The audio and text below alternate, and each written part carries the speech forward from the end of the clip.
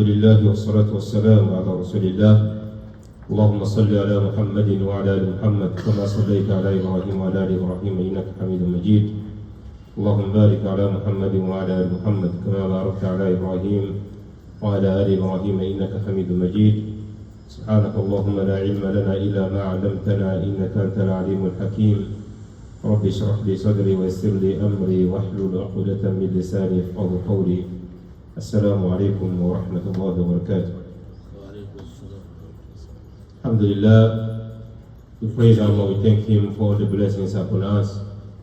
It's another opportunity for us to gather and to learn from the saying and the practice of Rasulullah sallallahu alayhi wa sallam through the small book of Hadith that Imam Nawawee compiled, 42 Hadith, that is known as 40 Hadith of Imam Nawawee or Arba'un al-Nawawiyya. And inshallah,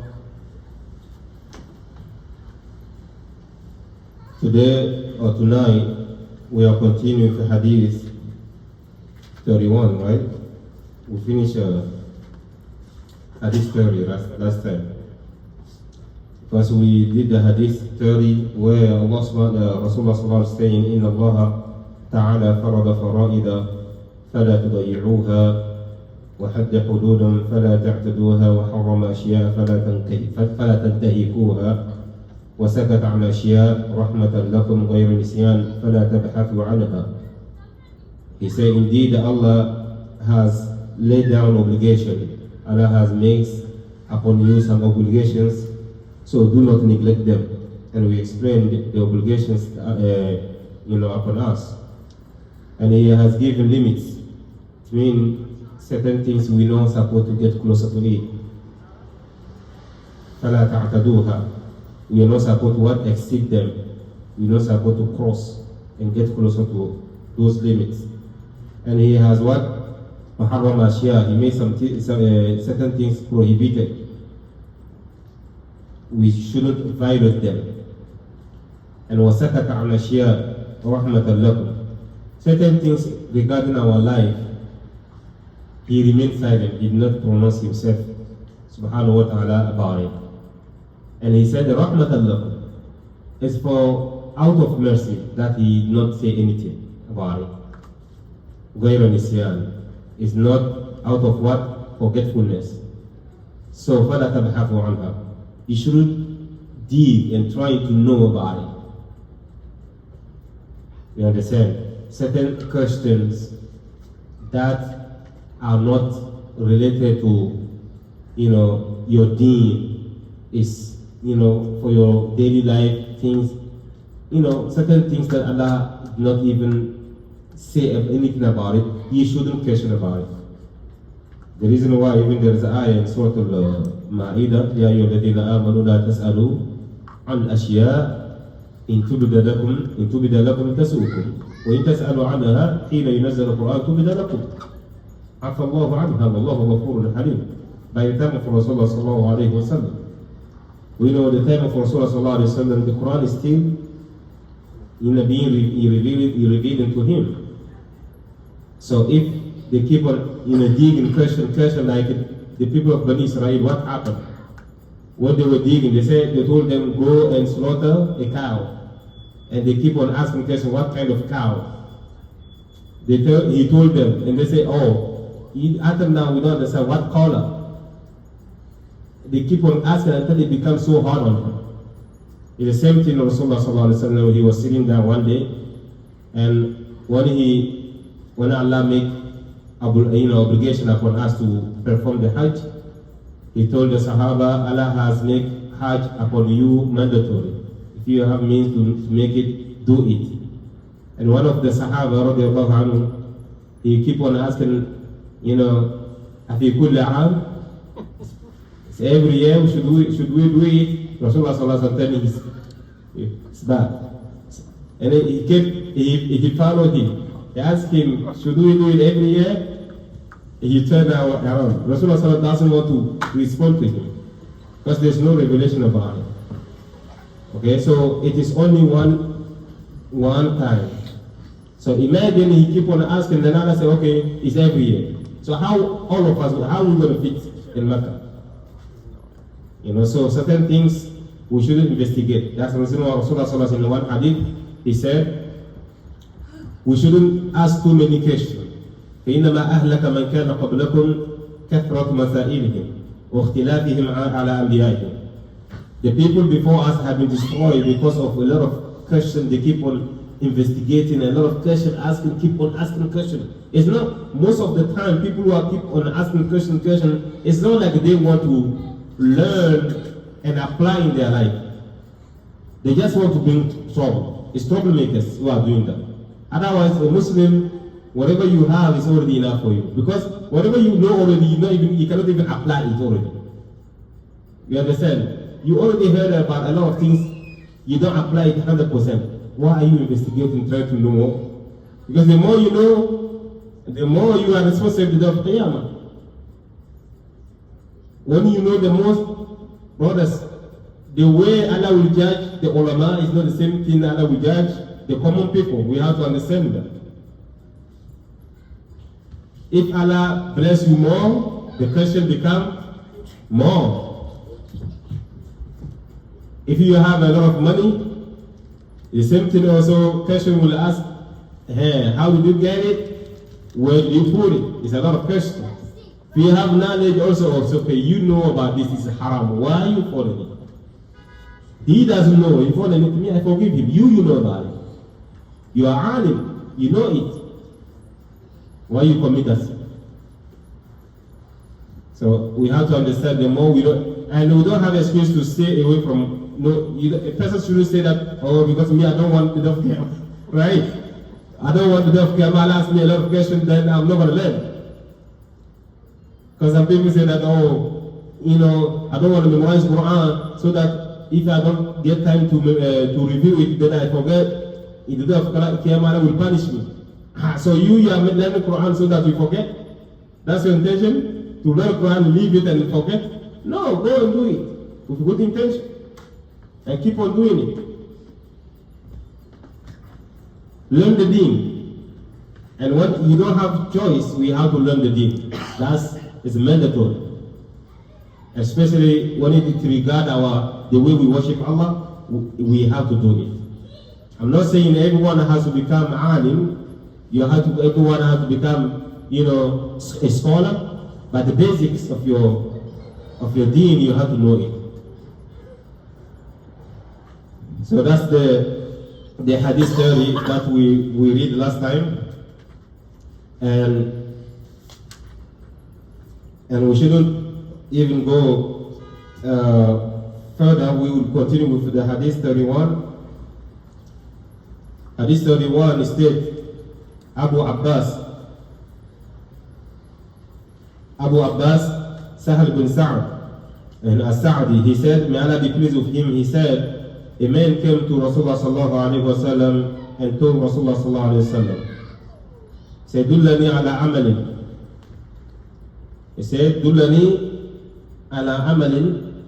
Ya Rasulullah sallallahu alaihi wasallam, Messenger of Allah, guide me to a deed, which if I act upon, okay, Allah will love me, and then the people also will love me.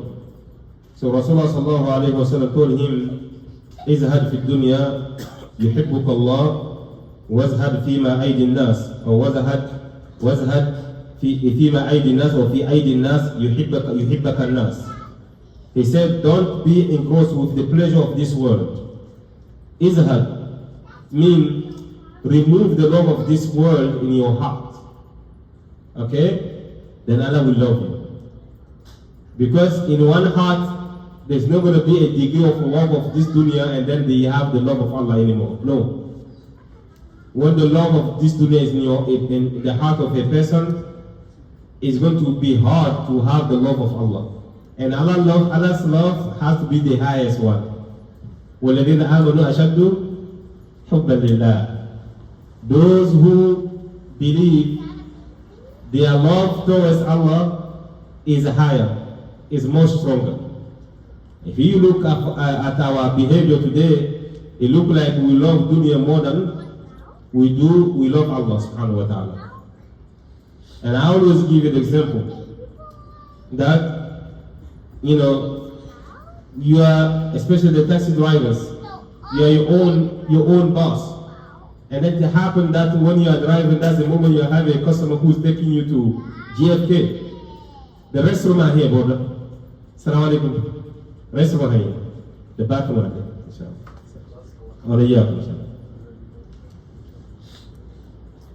You have a customer taking you to JFK. This is maybe you get $70. And during the entire day you don't get anything. That's your chance to get those $75. But it is zuhur. For the qamat is salah. And you know for the fact that if you take this customer, you're going to miss Jama'ah. So which one are you going to choose? Out of 100%, 100 people of 100 drivers, maybe nearly we find one person who will say that, hey, I don't care about that, you know, JFK. I'm going to come and pray in Jama'ah. It's going to be hard to find one person. So we are like, you know, increase the love of Him in our heart. And because if you want Allah to love you, you have to remove the love of this dunya in your heart. You have to try. You know, loving dunya, you know, being you want good thing in dunya is not haram. It is halal. قل من حرم زينة الله التي أخرج لعباده والطيبات من الرزق قل هي للذين آمنوا في الحياة الدنيا خالصة يوم القيامة. Whatever in this dunya, what is good, whatever is in this dunya, it is for the believers. You deserve it more than even the kuffar, the disbelievers. But don't let it, what, take your entire heart until there's no space for Allah. We should have dunya in our heart, in our hand. We deal with people, when it comes, we deal with it. But we should love akhirah. Put it in our heart all the time should be our goal. Our goal shouldn't be to make it to this dunya. Our goal, the central goal should be to make it to akhirah. Allah subhanahu wa ta'ala is telling us that تؤثرون الحياة الدنيا والآخرة خير وأبقى. We are always focusing on dunya, but dunya will go. كل من عليها فان. It will perish. Everything will go. but والآخرة خير وأبقى وإن الآخرة لهي الحيوان. The akhirah is what? Is where there is a lot of lives.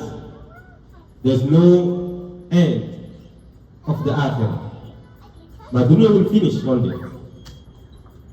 If you don't go, it will go. Whatever you have in this dunya, if you don't go and leave it, one day it will go and leave you. We have to build the love of Allah in our heart. And this is a training. You have to train yourself. You have to train yourself trying to always learn about Allah. Asma'ullah wa sifatihi. Asma'ullah al-husna wa sifatihi. You know the most attributes and beautiful names of Allah subhanahu wa ta'ala. The more you know about Him, you will love Him. And try to train yourself in what act of worship. And learn. Keep on learning. The more you learn, inshallah, and you ask Allah, Ya Allahumma habbib ilayya al-iman. Wa zayyinhu fi qulub. Allahumma, Rasulullah sallallahu alayhi wa sallam is making that dua also. Allahumma inna as'aluka fi'la al-khayrat. وترك المنكرات وحب المساكين وأن تغفر لي وترحمني وإذا أردت فتنة قوم فتوفني غير مفتونين وأسألك حبك وحب من يحبك وحب عمل يقرب إلى حبك. These are the dua Rasulullah sallallahu alaihi wasallam. He already loves Allah, but he's asking Allah to increase his love for Allah a lot, and Allah will love him also. When you love Allah, the way you think about Allah, He thinks way more better than you. Your thoughts should be positive towards your Lord. Because الظالمين بالله ظن السوء عليهم دائمة السوء. If you think bad about Allah, it's the same thing you will have bad things in your life. Whatever bad is far away from Allah. You should always think about it.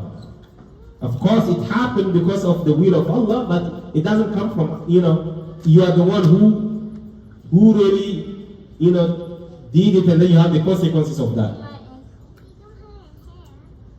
But everything is perfect, positive, comes from Allah subhanahu wa ta'ala. So we should always try to build the love of Allah in our heart if we want Allah to love us. This man his worry is what? Allah loves him. So Allah loves him so that what? Human being, leave him alone. What do you want to do? Go sit down. Go sit down there. You guys leave him alone. You guys go sit down. Yalla. Give me this. No, this one. Go sit down. Please. He's quiet here. Just go sit down. Quiet. Go sit down. You made the baby cry. So the love of Allah, as we said, the way you think about Allah, that's the same way also He thinks way better than you. If you think you have positivity towards Allah, He has more. That's what He said when you mention Allah in a Jama'ah, Allah will mention you among the Jama'ah that is way better than the Jama'ah in which you mention Him. So may Allah make us understand. And this man only worried is that Allah loved him, and he wants also people to accept him. But you're not going to get that 100%. We have to understand that even Allah does not get people accepting him. We have the people who are enemy of Allah. وَيَوْمَ يُحْشَرُ أَعْدَاءِ اللَّهِ إِلَى النَّارِ وَهُمْ يُوزَعُونَ يُحْشَرُ أَعْدَاءُ اللَّهِ إلى النار, right? هذا هي الآية. ويوم يحشر أعداء الله النار. That's all. فهم يوزعون. They're enemies of Allah. Even though Allah is, sending them, giving them all the blessings and stuff, but they still, retaliate against Allah subhanahu wa ta'ala. So human being, you're not going to get the love of a human being guy all the time. No. You know how you will realize people love you when the Rasulullah said what? وَزَهَدْ فِي مَا أَيْدِ النَّاسِ or فِي أَيْدِ النَّاسِ. Remove your eyes on what people have. Regarding their thanks, regarding their praise, regarding their money, regarding anything that comes from human being, leave it. Remove it from your heart. Don't think about it. Give up on that. They will love you.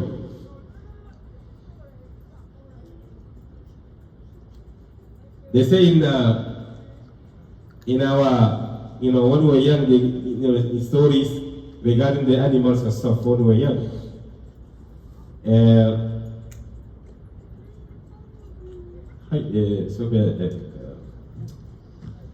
There is one animal, a lizard, looking for what?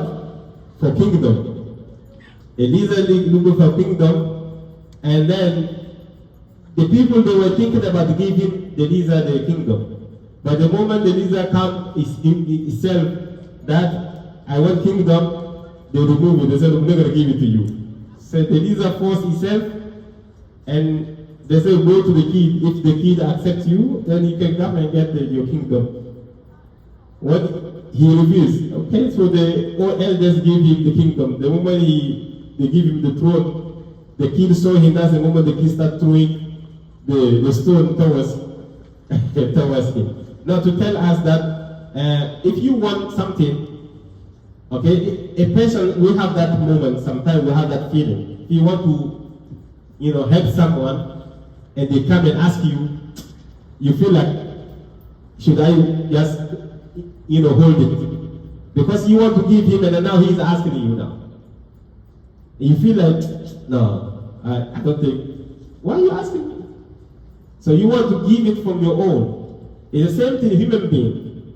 If they realize that you want praise, maybe some people praise you, but when they tell he think he is the best, we just play with him, just foolish him, a foolish man. He think he is not is something. If you realize, people realize you want something in their hand, you are the only one who's always begging. oh, brother, how are you? So, oh, wallahi, I'm sick. Wallahi, this. You always complain. You want people to always, give you something. Look at beggars, those who are begging. From far away, when you see him, you try to take another road. Because what? He always wants you to give something. That's how it is. You want people to love you, forget about what they have. Forget about what they have, what comes from them. Regarding money, regarding anything. Praise, thanks, salutation, whatever it is. We have some people that have that problems. Sometimes you can pass a person, you don't realize because of dunya trials. You look at the person, but they think you look at them, but no, there's a lot of big problems that in your head is so heavy. He passed through you and then he says salam, or you don't even say salam, you don't even realize that you passed, through him. Then he will say, he passed by me and he gave me salam. Then the person gets mad for no reason. If you say salam and he knows this one, say, oh brother, I say salam. Oh, alaikum salam. He will say that. Because problems, a lot of problems. You see a problem, the Imam sitting down like that, you come and then you pass. Imam doesn't even acknowledge you. You think Imam is in the masjid? His mind is somewhere else. It's a lot of problems. So we always have to have a space to each other.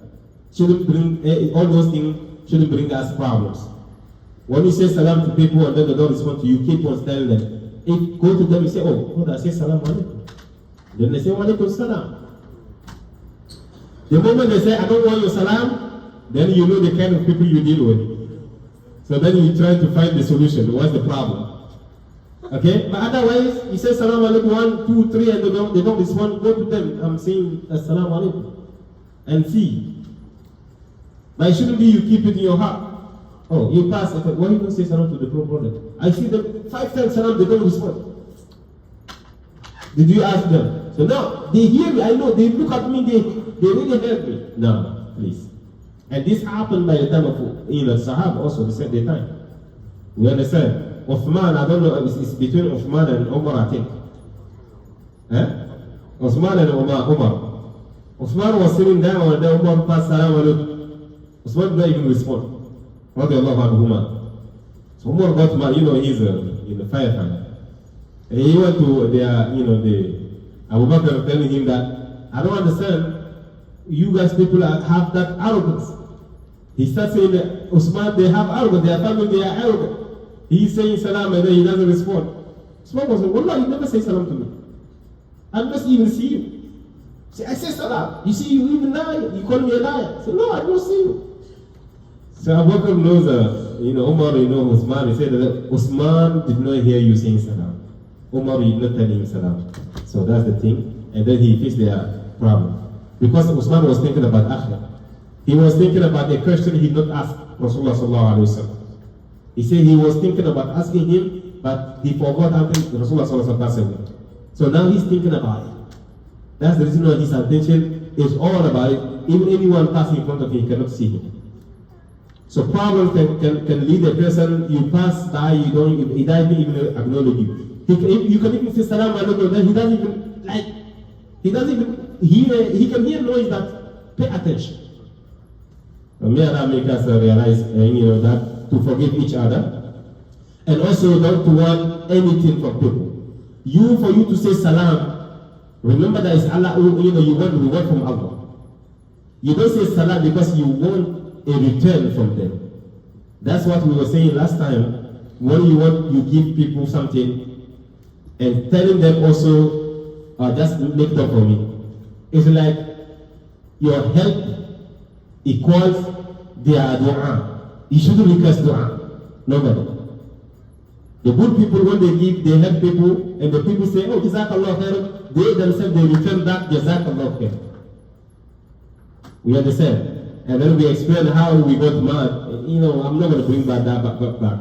Because in our culture, when a person helps you, in the morning, you should bring the entire,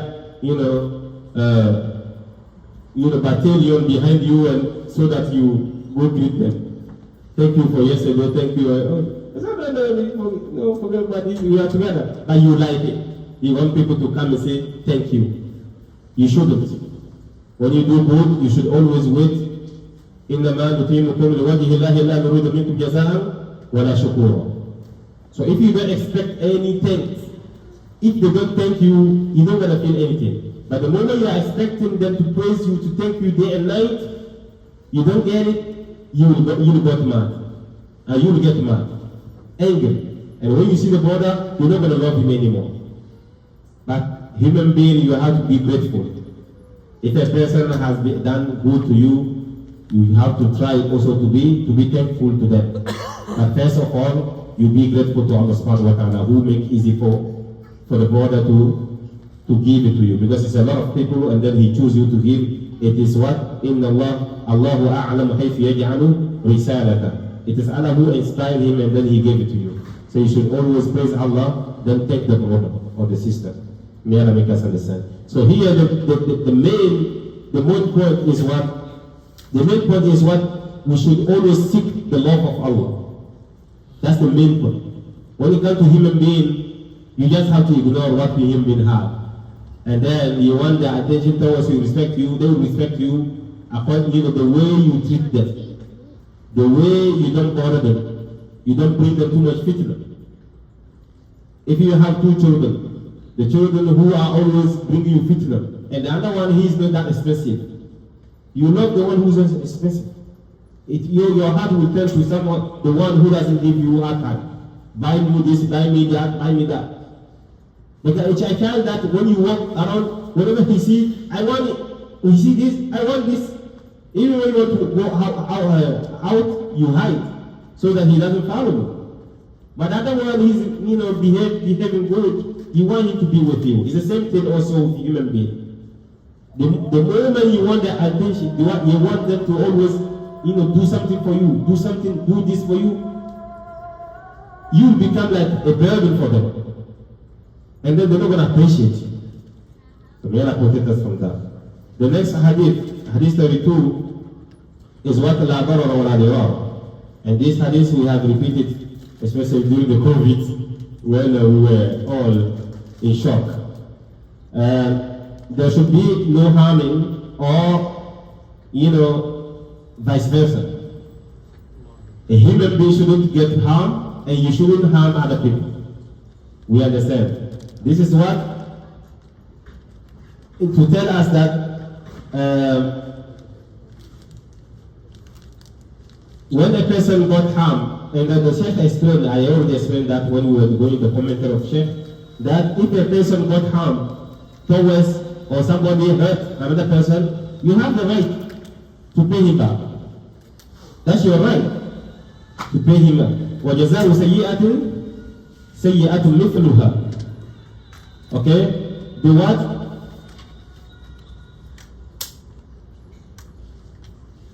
The retribution of what? Of evil for an evil act is what? An evil act like that. The same thing. Somebody slap you like this, you want to pay them back, you have to slap them the same way. But we all know the revenge. Revenge always, you always overdo it. A person just knock you like that, you want to pay them back, because you will have to respond. Rasulullah subhanahu wa ta'ala asked, فَمَنْ عَفَى وَأَصْلَحَ فَأَجْرُهُ عَلَى اللَّهِ وَلَمَنْ صَبَرَ وَغَفَرَ إِنَّ ذَلِكَ لَمِنْ عَزْمِ الْأُمُورِ. But the one who pardons and makes reconciliation, his reward is from Allah.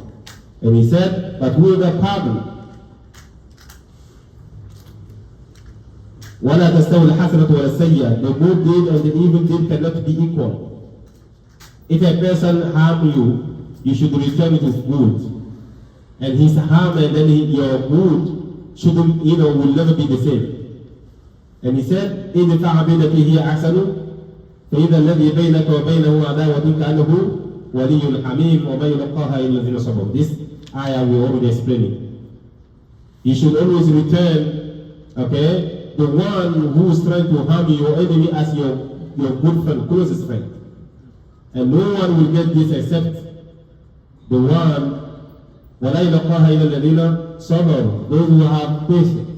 And وَمَا يُلَقَّاهَا إِلَّا ذُو حَظٍّ عَظِيمٍ. If you want to be the most luckiest person, you have to train yourself on what's swallowing your anger. if a person harm you, don't return harm to him. Because, harming and harming back is bringing what? Animosity. The moment a person harm you, and then you forgive them, and you even try to do good to them. That's what the Quran is telling us. When a person is your enemy, Allah subhanahu wa ta'ala said, كَأَنَّهُ وَلِيٌّ حَمِيمٌ. You should take them as your what? Closest friend. When you have, first thing you want to give is your enemy, you give him. But here, if your enemy realizes that you bring him, you are doing good, they will think you are doing something to them against them. So they're not going to accept it. Because the evil is everywhere now. May Allah protect us. Otherwise, Muslim is not supposed to be the one who's, always revenge. No. Unless you want to protect your what? Your Islam, honor, your honor, the honor of your family, that is you have the right of defending yourself. You're not going to sit down, I'm Muslim, then the people come and harm you like that. No. You have to protect yourself. And you know what? Defend yourself. But when you come to something that they have done, you know you can forgive them. Allah subhanahu wa ta'ala tell us in certain Nur, when that, they slander our mother. He said, وَلَا يَأْتَلْ أُولُو الْفَضْلِ مِنْكُمْ وَالسَّعَةِ أَنْ يُؤْتُوا أُولِي الْقُرْبَى وَالْمَسَاكِينَ وَالْمُهَاجِرِينَ فِي سَبِيلِ اللَّهِ وَلْيَعْفُوا وَلْيَصْفَحُوا أَلَا تُحِبُّونَ أَنْ يَغْفِرَ اللَّهُ لَكُمْ? Don't you guys want Allah to forgive you? Those who harm you, forgive them. Abu Bakr, he knows that that's him. This ayah is just addressing to him directly. He said, Bala ya Allah, Bala ya Allah. I want Allah to forgive me. So he forgave all the people who spread the news. Even among them, people that he's taking care of. They said that day, since that ayah was revealed, Abu Bakr, he commanded his household that they even double the plate of the people he was feeding and who tried to harm him. Since that day, he doubled. Can you do it? It's hard. So we have to train our heart to swallow our anger. وَالْكَاظِمِينَ الْغَيْظَ. Those who swallow their anger. وَالْعَافِينَ لِلنَّاسِ وَاللَّهُ يُحِبُّ الْمُحْسِنِينَ. Ya Allah, make us among the Muslims. سبحانك اللهم وبحمدك نشهد أن لا إله إلا أنت نستغفرك ونتوب إليك. السلام عليكم ورحمة الله وبركاته.